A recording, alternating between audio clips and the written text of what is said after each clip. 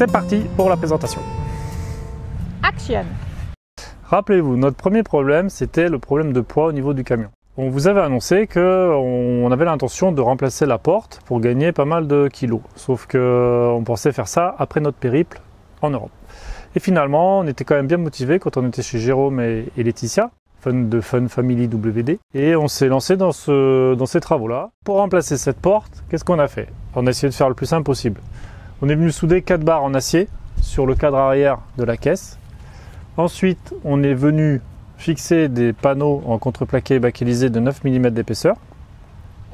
Et à la fin, on est venu rapporter la porte qu'on est venu visser dans les barres en acier qui étaient préalablement montées.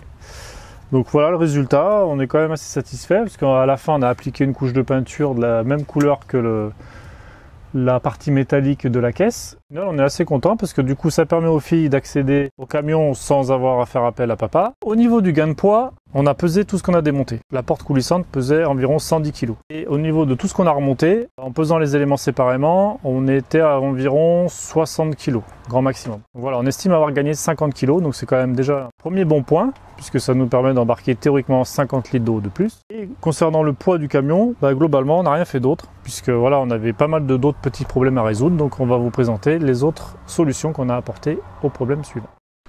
Alors, on essaye de se mettre à l'abri du vent. Et petite idée supplémentaire dont je n'ai pas parlé la dernière fois, pour gagner du poids.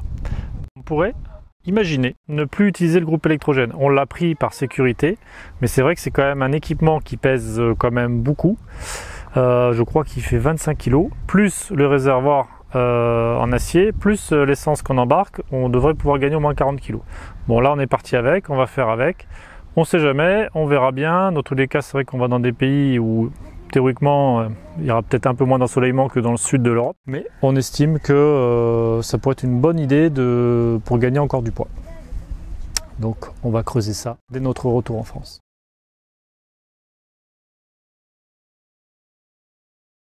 Alors en ce qui concerne notre deuxième problème qui était le rayon de braquage, là on n'a rien fait et on regrette un petit peu puisque voilà, dernière manœuvre devant chez Laetitia et Jérôme, et Sylvia surveillait plutôt l'arrière de la Tiny quand je faisais une marche arrière. Et là on était vraiment dans le cas extrême, c'est-à-dire qu'on avait la Tiny qui penchait vers l'avant, le camion qui penchait vers l'arrière. En marche arrière, donc on était en train de rentrer le système de freinage par inertie en plein virage, voilà, donc on a bien plié la tôle. Heureusement on n'a pas détérioré le bois, ça s'est pas fissuré ou quoi que ce soit, mais bon, il y a un petit peu de casse, pas très méchante, mais bon. Donc c'est quand même quelque chose sur lequel on va devoir vraiment faire super attention.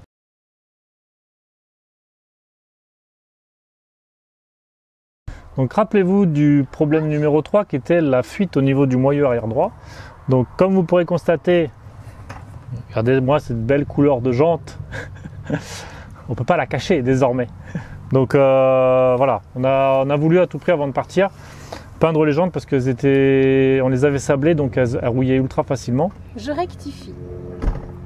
Sylvia m'a mis la pression pour peindre les jantes. J'ai exigé qu'il peigne les jantes avant de partir. La baronne a exigé. Voilà. Madame à lunettes.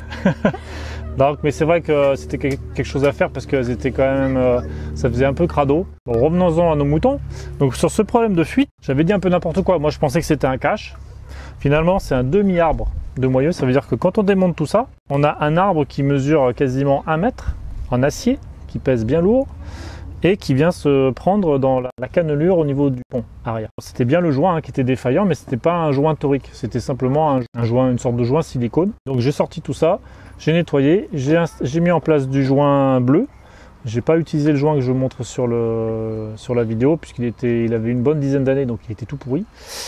Et on a remonté ça tout proprement. On a resserré ça au couple parce que tout le couple passe par ces vis, donc il faut faire comme super gaffe. Donc j'ai resserré ça avec le bon couple. J'ai d'ailleurs dû acheter une clé dynamométrique pour resserrer tout ça au couple. Et voilà, donc on a remonté tout ça, on a fait 200 km.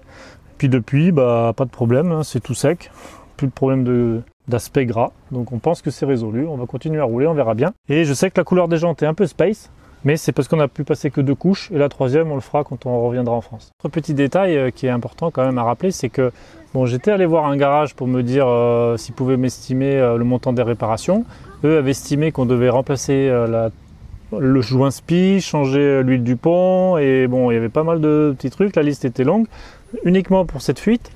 Ils avaient fait un devis à hauteur de 500 €. Donc on s'était quand même dit que, ok, c'était peut-être un problème grave, mais que ça valait pas quand même le coup de mettre autant d'argent pour résoudre ce genre de problème. Grâce à vous, en fait, il y a un abonné, je vais le nommer, il s'appelle Marc Delphi. Et il y en a d'autres aussi, je crois, qui m'ont proposé, qui m'ont dit, mais c'est tout simple, en fait, tu as juste à dévisser les vis, tu nettoies bien, tu remets de la pâte à joint proprement, tu resserres tout au couple, et ton problème, il est réglé, quoi. Donc c'est ce qu'on a fait. Ça nous a coûté, ça a dû me coûter 5 ou 6 € de pâte à joint, et puis merci beaucoup pour le conseil.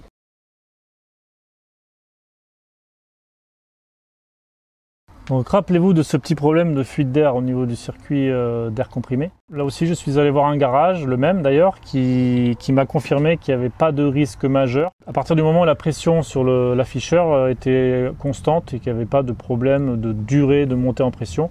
Généralement on est sur 2-3 minutes grand maximum, mais vraiment grand maximum pour monter à 8-10 bars de pression. Les cas que ce garage a fait, et ils ont été très gentils. Ils ont passé le camion sur le banc de freinage, on a vérifié le déséquilibre à l'avant, à l'arrière, tout fonctionne parfaitement.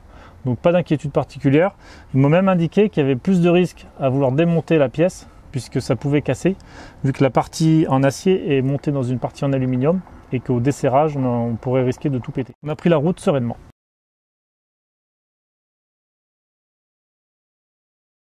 Donc rappelez-vous du problème numéro 5, c'était le problème d'afficheur sur le tableau de bord. Donc on avait ce petit afficheur là qui n'a marché quand il voulait. Donc j'ai tout démonté, j'ai tout nettoyé parce que c'était quand même assez crado derrière la vitre. Et maintenant voilà, on peut voir les différents affichages. Alors malheureusement, en résolvant un problème, j'en ai créé un autre. Et ça aussi un abonné nous l'avait dit, c'est que quand on déconnecte l'afficheur, la liaison avec le chronotachygraphe n'est plus établie. Donc quand je roule, je vois pas mon temps de conduite, je vois pas mon temps de repos. Alors vu que je roule rarement 4h30 d'affilée, ce qu'on fait généralement, maintenant on va pas s'embêter, on va noter l'heure à laquelle on part, et puis on essaiera de faire attention. Bon, de toute façon, je vais pas passer chez Renault pour qu'ils me passent la valise, ça nous coûte encore 100 €. C'est pas quelque chose d'ultra critique, j'ai mon disque qui est en place, donc voilà, on continue comme ça. Dans tous les cas, au moins je peux voir les différentes informations sur la consommation, le kilométrage, la tension batterie, savoir si mon freinage est ok. Le problème est résolu.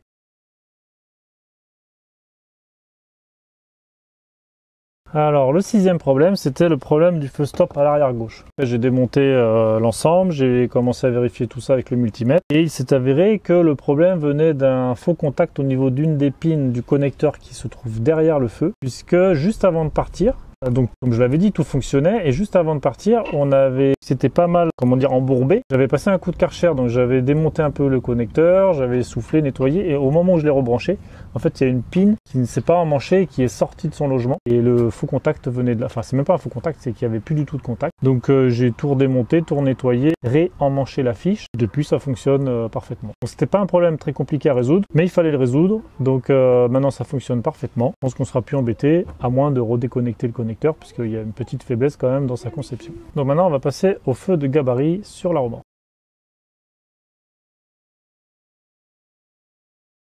Pour les feux de gabarit, en fait, si Jouk veut me laisser parler, je vous avais dit un peu n'importe quoi. Finalement, c'est pas quelque chose qui est moulé, quelque chose qu'on peut démonter. Donc voilà, je vous mets la petite vidéo en arrière-plan. Et on peut remplacer l'ampoule. Donc tout simplement, il faut mettre des ampoules BA9S. Et donc j'ai acheté des ampoules en 24 volts, modèle LED. J'ai remplacé les deux côtés et maintenant tout fonctionne parfaitement. Voilà, donc on est content, un problème de plus de résolu. Hein Jouk, je vais te changer la LED.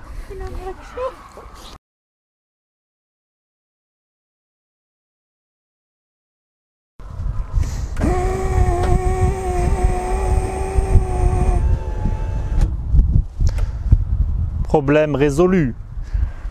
J'ai bien galéré, hein. Moi je pensais tomber ça en 30 minutes top chrono parce que c'était le mécanisme en fait, il y avait toute la tringlerie qui était cassée. Le moteur fonctionnait mais j'ai dû racheter tout le mécanisme. Et je me suis dit bon j'en ai changé je sais pas combien déjà des vitres. Donc en 30 minutes ça devait être fait, sauf que je me suis lancé dans j'ai voulu changer les moteurs parce que je trouvais que ça remontait vraiment très doucement et finalement le problème de la remontée qui était un peu lente, ça venait pas de là, ça venait d'un problème de réglage parce que le système que j'avais acheté n'était pas parfaitement identique à celui d'origine. Donc j'y ai passé une bonne journée au total mais bon, ça fonctionne. Alors ça remonte toujours pas beaucoup plus vite, hein, mais ça remonte et ça se ferme, donc on peut aérer des deux côtés. Je vous laisse constater l'évolution ultra rapide sur une conception Renault. Voilà, bon ça se ferme. J'espère que j'ai pas vidé la batterie. Voilà.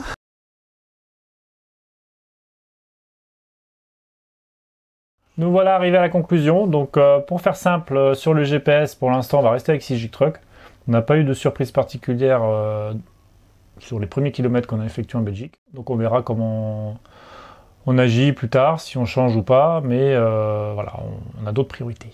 On tenait à remercier Jérôme et Laetitia. Vraiment, merci pour votre accueil. Merci pour ces 15 jours de rire, de fou rire, de délire, de dégustation culinaire. Et parce que franchement, la cuisine laotienne, un bijou. Ça nous a donné des idées pour cuisiner. Voilà. Merci pour votre aide, pour les réparations du camion. Je pense que sans vous, ça n'aurait pas été possible. En tout cas, Chouchou n'aurait pas fait la porte tout de suite. Ouais, c'est sûr, hein, j'aurais été obligé d'attendre de revenir en France et de se poser quelque part. Alors, c'est vrai que quand on est sur un site qui fait partie du domaine public, c'est toujours compliqué de faire des travaux, surtout si ça dure longtemps. Donc franchement, voilà, nous avez sorti vraiment une grosse épine du pied. Il y a encore pas mal de petites choses à faire, mais là, on a vraiment avancé. On a donné un bon coup de pied au problème de poids, mais il n'est pas totalement résolu. Non. Comme vous avez pu le voir, nous sommes arrivés en Belgique et si vous nous avez suivis sur Instagram, c'était pas une mince affaire. Pour obtenir l'OBU, ça a été très compliqué. On a très mal été renseignés, mal été aiguillés. On était même prêt à faire demi-tour et... Moi j'étais chaud patate, je voulais rentrer en France.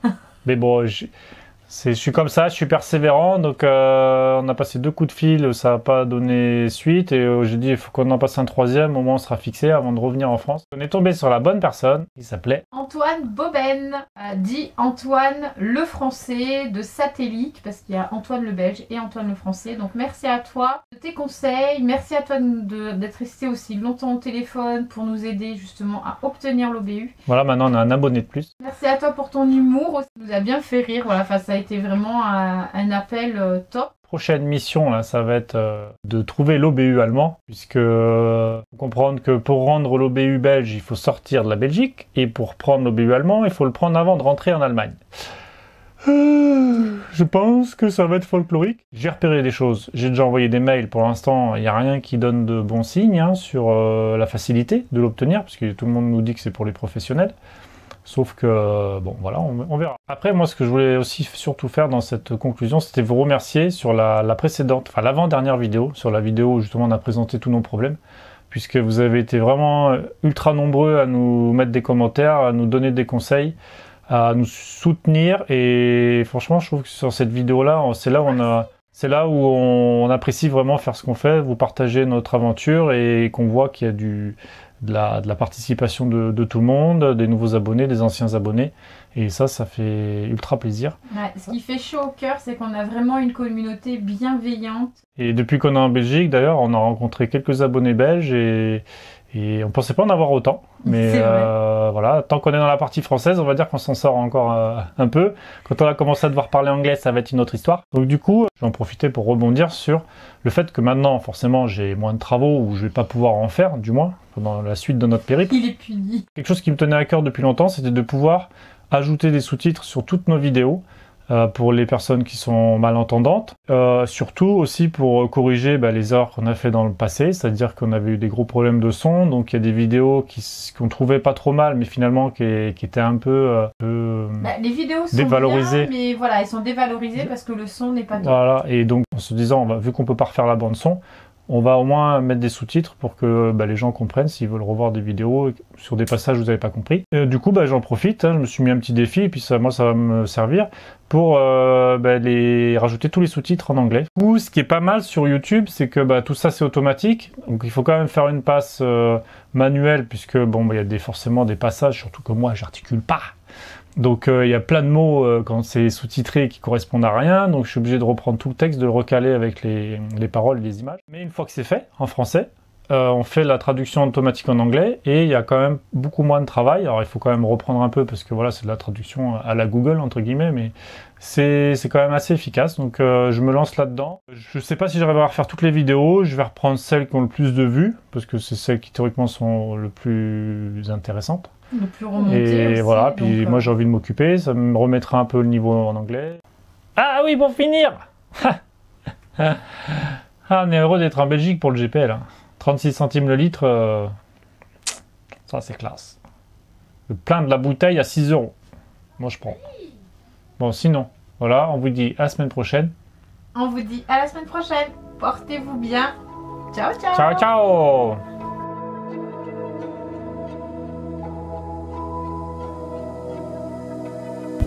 C'est trop bien.